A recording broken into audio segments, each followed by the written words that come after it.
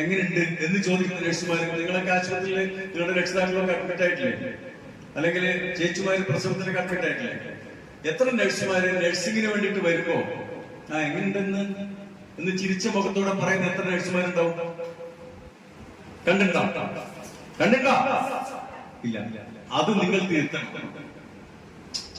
ഇപ്പൊ ഈ റാഗിങ്ങിനെ സംബന്ധിച്ച് പറഞ്ഞപ്പോ എന്റെ ഒരു പഴയകാല ഓർമ്മ വരുന്നുണ്ട്. നേരത്തെ പറഞ്ഞല്ലോ, ആരോ സംസാരിച്ചതായിരുന്നു, നമ്മൾ അനുഭവിച്ചതല്ലേ, അപ്പൊ ജൂനിയേഴ്സിനും അനുഭവിക്കുക എന്നുള്ള ഒരു സിസ്റ്റം അതില്ല. എന്റെ ട്രെയിനിങ്ങിനും എന്നേക്കാൾ മുമ്പ് ഉള്ള തലമുറ ട്രെയിനിങ്ങിനൊക്കെ പച്ച തെറി വിളിക്കുന്ന ട്രെയിനിങ് ഇൻസ്ട്രക്ടർമാരുടെ കാലം ഉണ്ടായിരുന്നു. പച്ച തെറി വിളിക്കുന്നത്. ഇന്നത്തെ ക്യാമ്പിൽ ട്രെയിനിങ് ഇൻസ്ട്രക്ടർമാര് തെറി പറയാറില്ല. അപ്പൊ ഞങ്ങൾ അനുഭവിച്ചതല്ലേ എന്ന് പറഞ്ഞിട്ട് തെറി വിളിക്കാൻ പറ്റും? പുതിയ തലമുറയെ പറ്റില്ല. മാറ്റങ്ങൾ കൊണ്ടുവരണം, പോസിറ്റീവായിട്ടുള്ള ചേഞ്ചസ് കൊണ്ടുവരണം. അതുപോലെ തന്നെ ഗവൺമെന്റ് നഴ്സുമാരാകുന്നവരുടെ ചിന്ത അതുണ്ടായിരിക്കും. ആളുകൾ നികുതി കൊടുക്കുന്ന ആ പൈസയിൽ നിന്നൊരു ഓഹരിയാണ് നമ്മൾ അന്നമായി ഉപയോഗിക്കുന്നത്. ചിന്തയോടെ വേണം നിങ്ങളുടെ മുമ്പാകെ വരുന്ന രോഗിയോടുള്ള പെരുമാറ്റം. അല്ലെങ്കിൽ നഴ്സിംഗിന്റെ ജോലി കിട്ടുമ്പോഴേക്ക് രാജാവാണ് ഞാൻ പറഞ്ഞ മുഴുവൻ അനുസരിക്കണം എന്ന രീതിയിലേക്കുള്ള സുപ്രീമസി അല്ല വേണ്ടത്. ഒരു സർവീസ് മൈൻഡോടെ വേണം നിങ്ങളുടെ ഇടപെടലേക്ക്. തീർച്ചയായിട്ടും അത് ഇന്ന് കുറവാണ്, പൊതുവെ കുറവാണ്. അപ്പൊ ഏഞ്ചൽസിനൊക്കെ പറച്ചിൽ മാത്രമേ ഉള്ളൂ, വളരെ ചുരുക്കം. നിങ്ങൾ തന്നെ സമ്മതിച്ചല്ലോ, നിങ്ങളുടെ വീടുകളിലുള്ള ആളുകൾ അഡ്മിറ്റ് ആയപ്പോൾ എത്രത്തോളം ഏഞ്ചലിന്റെ രൂപത്തിൽ പെരുമാറി എന്ന് നിങ്ങൾക്ക് തന്നെ അറിയാം. അപ്പൊ അത് തിരുത്താനുള്ള നിങ്ങളൊന്ന് ചിരിച്ചുകൊണ്ട് ആ രോഗിയോട് ഇന്ന് എങ്ങനെയുണ്ട് ചേട്ടാ, ഇന്ന് എങ്ങനെയുണ്ട് അരിയാം എന്ന് ചോദിക്കുന്നുണ്ട്.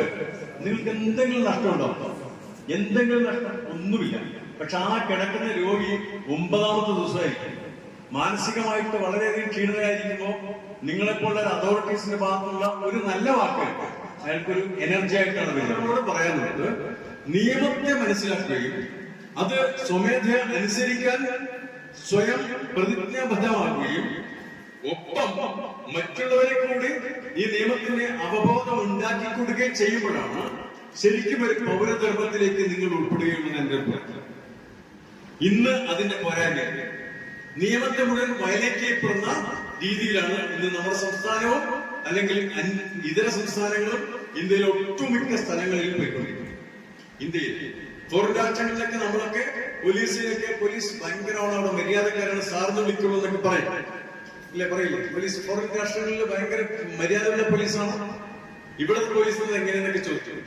നമ്മുടെ ഇവിടുത്തെ ജനങ്ങളും പോലീസ് സ്റ്റേഷന് മുമ്പിൽ കൂടെ ത്രിബിൾസും വെച്ചുകൊണ്ട് ഈ 3 പേരും ഹെൽമെറ്റ് ഇല്ലാതെ പോകാൻ തയ്യാറാകുന്ന രാജ്യം എത്രയുണ്ടോ? ഗൾഫ് രാഷ്ട്രങ്ങളില് എത്ര വേസ് ഉണ്ടോ, ഹൈവേ എത്ര വേസ് ഉണ്ടോ, ഏത് വേയിലാണ് എത്ര കിലോമീറ്ററാണ് സ്പീഡ് ലിമിറ്റഡ് എന്ന് പറഞ്ഞാൽ അതിന്റെ അപ്പുറം പോകാൻ തയ്യാറാകുകയാണ്. അതുപോലെ തന്നെ ഹൈവേയില് തോന്നിയ പോലെ അൺഓതറൈസ്ഡ് ഒബ്സ്ട്രക്ഷൻ പാർക്കിംഗ് ചെയ്യാൻ അവിടെ തയ്യാറാക്കുകയാണ്. ഇവിടെ വന്നു കഴിഞ്ഞാൽ എല്ലാ നിയമവും ലംഘിച്ചുകൊണ്ട്, ഞാൻ എന്റെ സ്വന്തം അനുഭവം പറഞ്ഞതാണ്, അതൊക്കെ ടൗണിൽ ഉണ്ടാകുന്ന കാര്യം, ഇഷ്ടം പോലെ അവരവിടെ തോന്നിയ പോലെ ഇട്ടിട്ട് പോവാ. എവിടെയാ ജോലി? ഞാൻ ഗൾഫിലായിരുന്നു, ലീവിന് വന്നു. ഗൾഫിൽ വെച്ചിയോ? വീട്ടിൽ വെച്ചില്ല. വീട്ടിൽ വെച്ചില്ല. അവിടെ ഒരു നിശ്ചിത സ്പീഡ് ലിമിറ്റ് ഉണ്ട് ആ റോഡിൽ. ഇന്ന വേയിൽ ഇത്ര സ്പീഡ്, ഇന്ന വേയിൽ ഇത്ര സ്പീഡ്. അതിന് സ്പീഡിൽ കൂടുതൽ പോകാൻ പറ്റില്ല, ഒരുപാട് കുറവ് പോകാൻ പറ്റില്ല. അങ്ങനെ വന്നു കഴിഞ്ഞാൽ പോലീസ് അവരുടെ CCTV കാണും, വന്ന് പിടിക്കും. അപ്പൊ നിയമത്തെ അനുസരിക്കാൻ ബാധ്യതപ്പെടുന്ന ഒരു സമൂഹത്തിന്റെ സൃഷ്ടി ഒരു അച്ചടക്കമുള്ള സ്റ്റേറ്റ് ആയിട്ട് രൂപപ്പെടുമ്പോ ആ സ്റ്റേറ്റിലുണ്ടാകുന്ന പുരോഗതിയും സാംസ്കാരികവും അല്ലാത്തതുമായ പുരോഗതിയും തീർച്ചയായിട്ടും സ്റ്റേറ്റിന് ഉന്നതിയിലെത്തിക്കും. അതിന്റെ പോരായ്മയാണ് ഇന്ന് ഇവിടെ എല്ലാറ്റിനും. ഇന്ന് ഡെമോക്രസി എന്നുള്ളത് മാറിയിട്ട് എന്റെ അഭിപ്രായത്തിൽ മോബോക്രസി ആയി മാറിയിട്ടുള്ള കാര്യമാണ്. നിയന്ത്രിക്കുന്ന നേതാക്കന്മാർക്ക് പോലും സ്വന്തം അണികൾ നിയന്ത്രിക്കാൻ പറ്റാത്ത തരത്തിലേക്ക് മാറിയിട്ട്. നിങ്ങളുടെ കൂടെ രാഷ്ട്രീയം ഉണ്ടാവും, SFI ഉണ്ടാവും, KSU ഉണ്ടാവും, ABVP ഉണ്ടാവും, MSF ഉണ്ടാവും, ഒക്കെ ഉണ്ടാവും. നിങ്ങളുടെ നേതാക്കന്മാര് പറയാണ് റോഡ് ബ്ലോക്ക് ചെയ്യണ്ട എന്നൊരു നേതാവ് പറയാൻ തരവില്ല കേട്ടോ. അതാണ് വേറൊരു സത്യം. ഏതെങ്കിലും നേതാവ് നിയമലംഘനം നടത്തരുത് എന്ന് സ്വന്തം അണികളോട് വിളിച്ചു പറയുന്നത് ഞാൻ കേട്ടിട്ടില്ല. എന്താണെങ്കിലും ആയിക്കോട്ടെ, നിയമലംഘനം എന്നുള്ളത് നമുക്ക് ചേർന്നതല്ല എന്നുള്ളതാണ്.